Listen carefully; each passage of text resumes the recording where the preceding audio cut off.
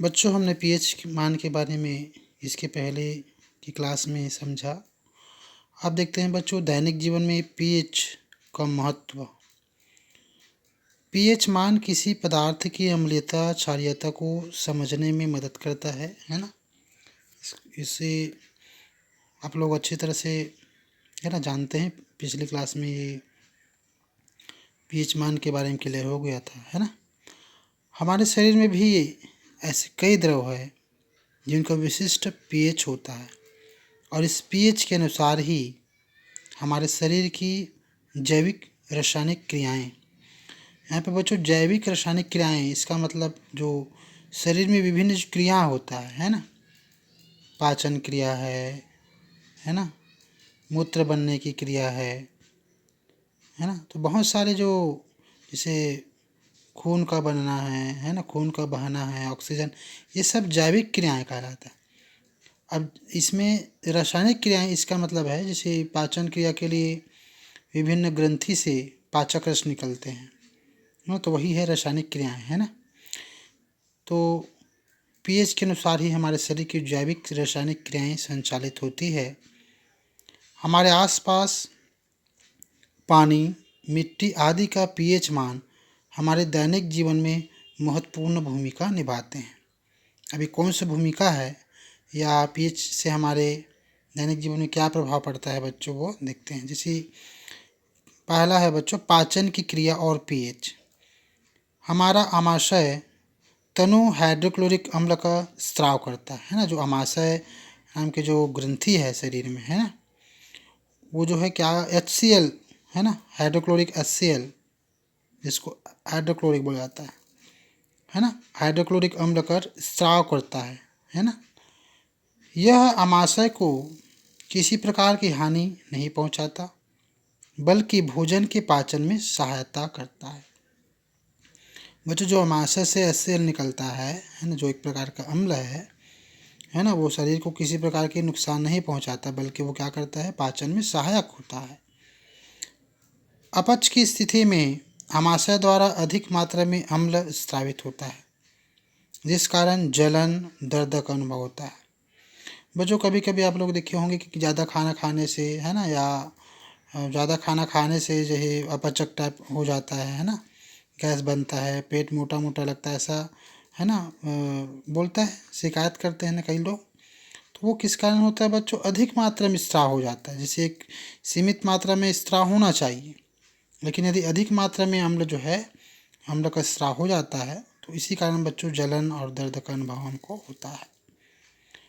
अधिक अम्ल को प्रति अम्ल जैसे दुर्बल क्षारकों के द्वारा उदासीन किया जाता है। बच्चों, आप लोग कभी कभी सुने होंगे कि गैस बन रहा है ना, या पेट मोटा मोटा लग रहा है, या खट्टा डकार आ रहा है, तो ये इसी के कारण है। अधिक मात्रा में जो HCl है, हाइड्रोक्लोरिक अम्ल है, वो स्राव हो जाता है। और इसी के कारण इसको फिर कैसे कंट्रोल किया जाता है, ये बच्चों इसके प्रति अम्ल, यानी अम्ल है तो हम उसको क्षार देंगे, है ना, क्षारक बोल रहे हैं, दुर्बल क्षारक के द्वारा उदासीन। उदासीन मतलब आप जानते हो कि अम्ल और क्षार एक दूसरे के प्रभाव को नष्ट कर देते हैं, है ना। तो बच्चों, अम्ल को शांत करने के लिए, है ना, कंट्रोल करने के लिए क्षार पदार्थ उसको दिया जाता है ना। तब वो जो है ना, अम्ल के द्वारा शरीर को जो नुकसान हो रहा है ना, वो जो है समाप्त हो जाता है और मनुष्य जो है ठीक हो जाता है। अब रक्त की बात करें, रक्त में पीएच मान है ना, और जैविक क्रियाएं। हमारे रक्त का जो पीएच मान होता है बच्चों, 6.8 से लेकर 7.8 तक होता है ना, जो जैविक क्रियाओं के लिए उपयुक्त होता है, क्योंकि उक्त पीएच मानों के बीच रक्त प्लाज्मा और सीरम में अधिकतर रसायन का उचित संतुलन बना रहता है। जब पीएच मान 6.8 से लेकर 7.8 तक होता है ना, ये इतना रहना चाहिए, ये किसी नुकसान है ना नहीं होता है इससे। लेकिन उदाहरण के लिए बच्चों, अम्लीय माध्यम में हीमोग्लोबिन के अणु की आकृति बदल जाती है और ये अणु ऑक्सीजन अच्छी तरह से ग्रहण नहीं ले सकता, जब पीएच मान बच्चों इतना के बीच रहता है तब वो संतुलन बना रहता है ना। लेकिन इससे यदि कम हो गया पीएच मान तो क्या हो जाता है बोल रहे हैं बच्चों, है ना। ये अणु होता है जो हीमोग्लोबिन के अणु है ना, हमारे शरीर में जो हीमोग्लोबिन होता है ना ब्लड में, तो अम्लीयता बढ़ जाने से बच्चों क्या होता है, जो हीमोग्लोबिन है उसके अणु की आकृति बदल जाती है। और आकृति बदल जाने से क्या होता है, ये ऑक्सीजन को, है ना, अच्छी तरह से ग्रहण नहीं कर पाते।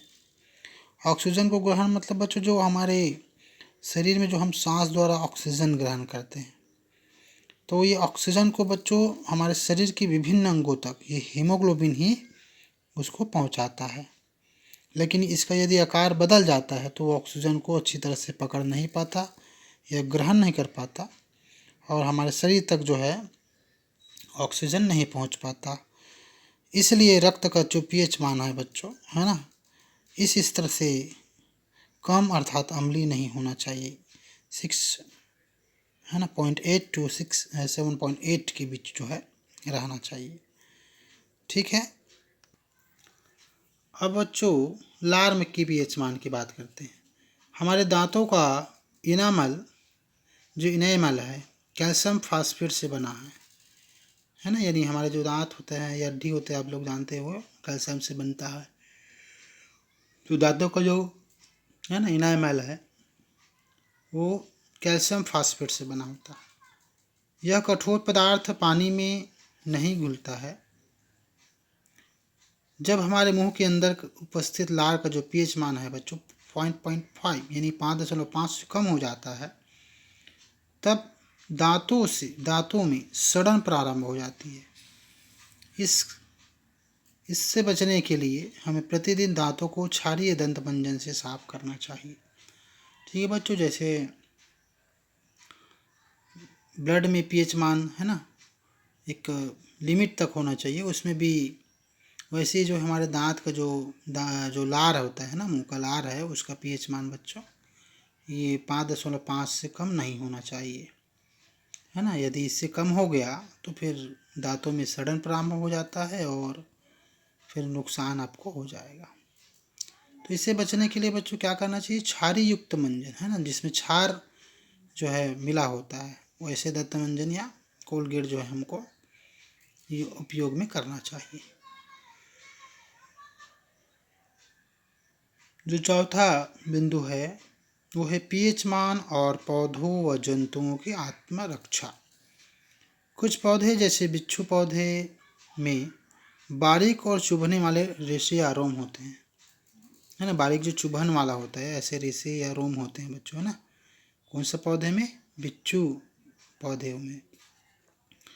जब कोई मनुष्य या जंतु इसके संपर्क में आता है तब ये उनके शरीर में चुभकर फार्मिक अम्ल छोड़ देते हैं, जिससे जलन और दर्द का अनुभव होता है। इससे पौधा खाए जाने से बच जाता है। यानी अपनी ये रक्षा के लिए बच्चों क्या करता है ना, अब ये समझता है कि जो है मुझे है ना तोड़ने के लिए आ रहा है ना, ऐसा समझ के क्या करता है बच्चों, जो बारीक और चुभने वाले रेशे होते हैं उससे ये फार्मिक अम्ल छोड़ देते हैं, चाहे जंतु में हो चाहे मनुष्य में हो। तो फिर फार्मिक अम्ल छोड़ने से क्या होता है, जलन दर्द होता है ना। तो ऐसे ही जो है ये अपना रक्षा या अपना बचाव जो है करता है और खाए जाने से बच जाता है बच्चों, कौन, बिच्छू पौधा।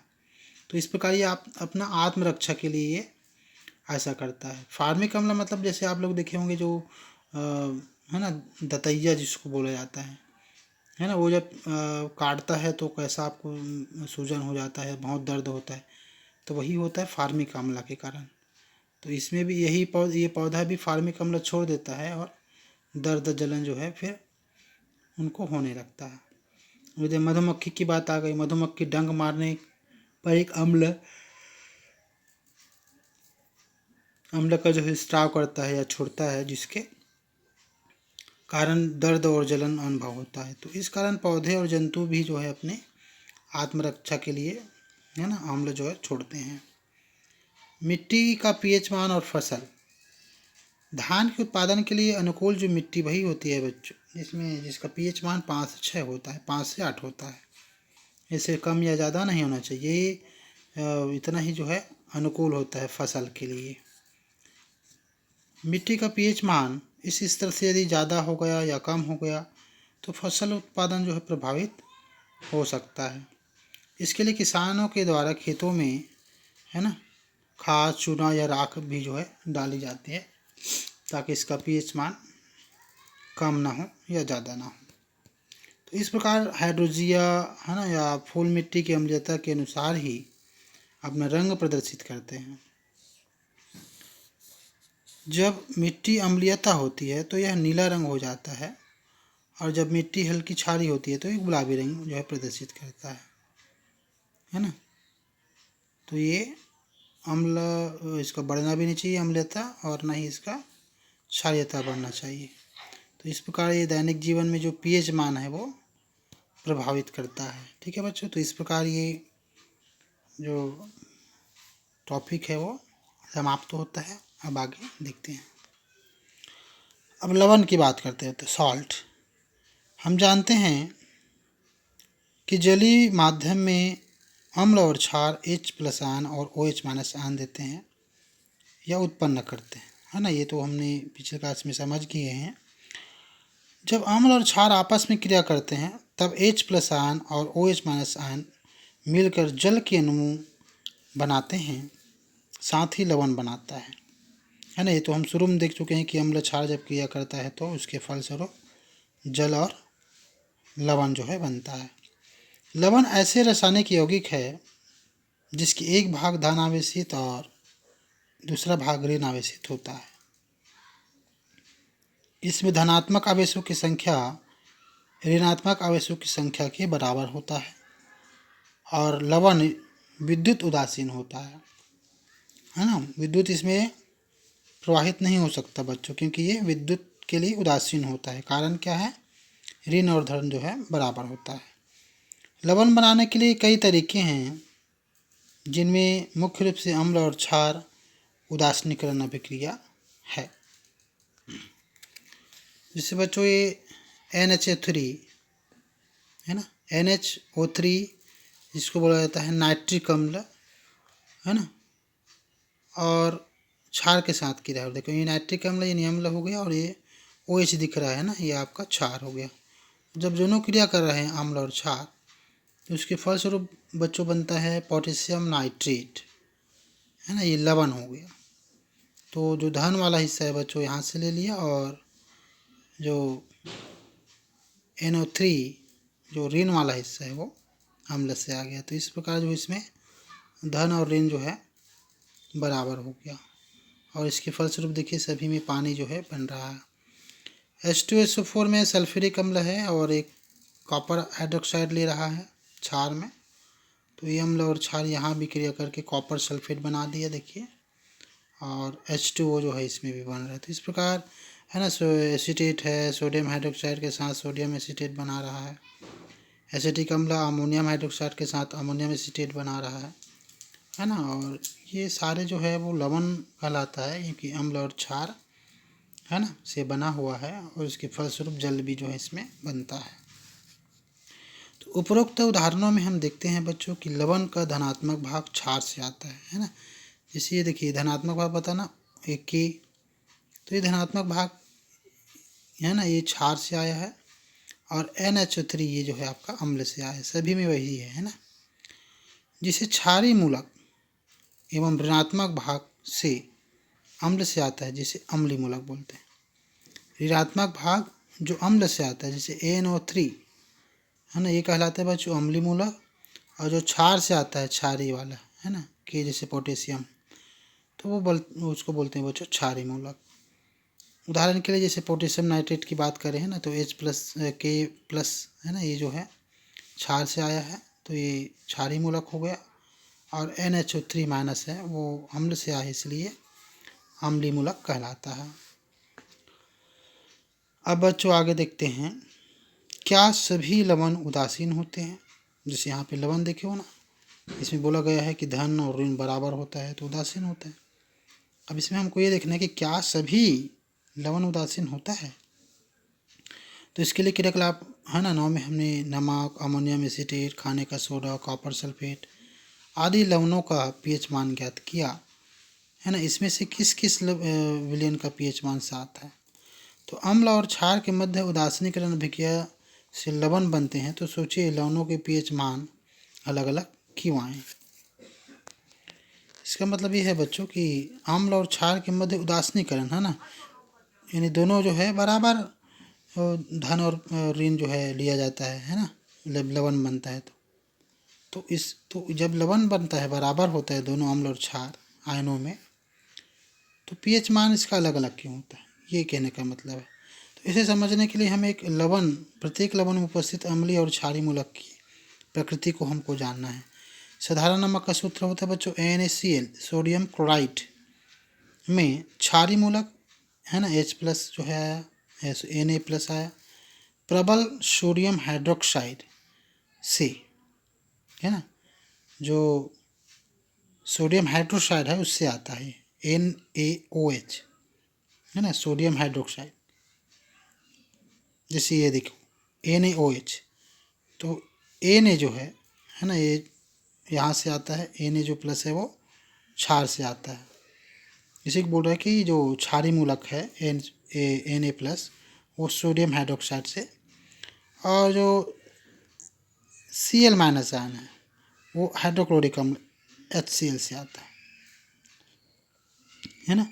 तो इस प्रकार प्रबल अम्ल और प्रबल क्षार से बने लवण के विलयन की प्रकृति बच्चों उदासीन होता है, यानी दोनों प्रबल प्रबल हो गए तब की बात है, तब वो उदासीन होता है ना। तो इस प्रकार NaCl ये भी उदासीन है।